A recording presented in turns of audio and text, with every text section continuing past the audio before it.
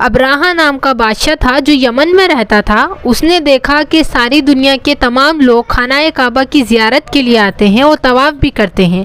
تو یہ جو واقعہ ہے وہ آپ صلی اللہ علیہ وسلم کی ولادت سے پہلے کا ہے، کیونکہ خانہ کعبہ کا جو طواف ہے وہ ہر نبی کی امت میں رہا ہے، آدم علیہ السلام سے لے کر آپ صلی اللہ علیہ وسلم تک، بلکہ قیامت تک بھی، اور اس کا طواف جاری رہے گا ہمیشہ. تو ابراہا نام کا جو بادشاہ تھا، جو مشرک تھا، اسے یہ بالکل نہیں پسند تھا کہ سب اس کی عبادت کو چھوڑ کر، مطلب اس کے طرف چھوڑ کر خانہ کعبہ کی زیارت کے لیے جایا کرتے تھے. کو بہت زیادہ غرور تھا، جیسے فرعون کو غرور تھا ویسے ہی اس کو بھی بہت زیادہ غرور تھا مال اور دولت کا. اس نے کیا کیا کہ یمن میں ایک بہت بڑا کعبہ بنایا، ایک بہت بڑا کعبہ بنایا، اور جو اصل کعبہ تھا وہ مٹی کے پتھر سے تعمیر ہوا تھا. تو اس نے کیا کیا، ابراہا نے جو کعبہ بنوایا اس میں اتنے قیمتی پتھر اس نے لگائے، سونے چاندی اور ہیروں سے بنایا اس کعبہ کو کہ وہ دیکھنے میں نہایت حسین لگ رہا تھا.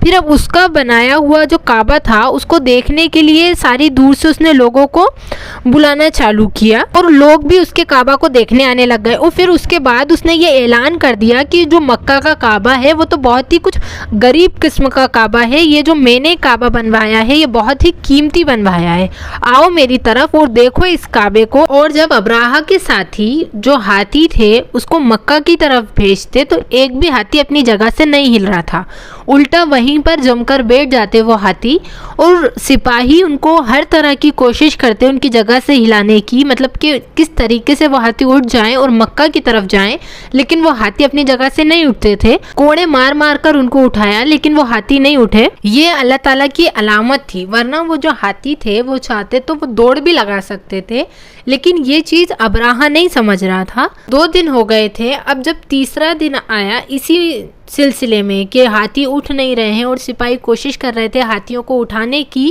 تو اب جب تیسرا دن آیا تو اس نے حکم دیا کہ ہاتھیوں کے پیروں میں زنجیریں باندھو اور زنجیریں باندھ کر ان کو کھینچو. تو جب ہاتھیوں کو کھینچا گیا، بہت ہی مشکلوں سے ہاتھیوں کو کھینچا گیا، تو ہاتھی تھوڑے آگے کی طرف آئے، مکہ کی طرف آنے لگ گئے. اور مینا سے لے کر مکہ مکرمہ تک ابھی بھی تقریباً 5 سے 7 کلومیٹر تک کا فاصلہ تھا، لیکن اب اللہ تعالیٰ نے اپنی فوج کو بھیجا. کون سی فوج کو بھیجا؟ ابابیل چڑیا کو. ابابیل جو تھی، چڑیاؤں کا جو فوج ہوا کرتا تھا، وہ 40 دن تک آسمان میں اڑ سکتا تھا بنا کچھ کھائے پیے. کے اوپر ایک شاٹ بھی ڈلا ہوا ہے، آپ جا کر کے دیکھ سکتے ہیں. تو اب ابابیل چڑیا کی ایک پوری فوج آئی اور وہ اپنے منہ میں اور پیروں میں کنکریاں لی ہوئی تھیں. اب کسی کو بھی یہ نہیں معلوم کہ وہ جھنڈ کہاں سے آیا، کیسے آیا، کسی کو کچھ بھی نہیں معلوم. اسی لیے اللہ تعالیٰ فرماتے ہیں کہ جس نے مجھ پر بھروسہ کیا، وَمَن يَتَوَكَّلْ عَلَيْهِ فَهُوَ حَسْبُهُ، جو لوگ اللہ تعالیٰ کے اوپر بھروسہ کرتے ہیں اس کے لیے اللہ تعالیٰ کافی ہو جاتا ہے، اور ایسی جگہ سے مدد بھیجتا ہے کہ بندہ سوچ بھی نہیں سکتا. ایک طرف چھوٹی چھوٹی چڑیاؤں کا جھنڈ ہے اور دوسری طرف ہاتھیوں کا بڑا لشکر ہے. ان دونوں میں کیا جنگ ہو سکتی ہے؟ لیکن یہ جو واقعہ ہے وہ بہت مشہور واقعہ ہے. جب چڑیاؤں نے یعنی ابابیل نے اپنے منہ میں سے کنکر پھینکنا چالو کرے، اور وہ جب کنکر نیچے جاتے اور ہاتھیوں کے پیٹ پہ لگتے تو ان کے پیٹ پھٹ جاتے اور وہاں پہ آگ لگ جاتی. اور ابابیل ان کے پیروں میں سے جب وہ کنکر چھوڑتے اور جب وہ کنکر چھوٹ کر نیچے ان کی فوج پہ جا کر لگتے تو فوج کے چیتھڑے اڑ جاتے تھے.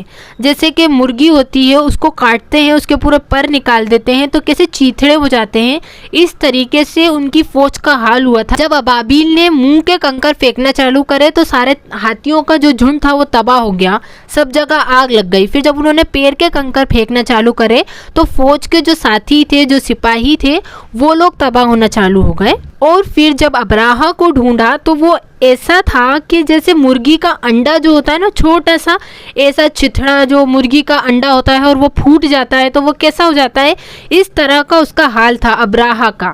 تو یہ پورا واقعہ جو ہے یہ بہت ہی مشہور واقعہ ہے کہ کیسے پرندے آئے اور انہوں نے تباہ کر دیا، کیونکہ ابراہا چاہتا تھا کہ مکہ سے لوگ آئیں مینا میں، کیونکہ ابراہا چاہتا تھا کہ سب اس کے مکہ کی زیارت کریں، سب اس کے مکہ کی طرف آئیں اور جو ریئل مکہ ہے اس کو سب بھول جائیں.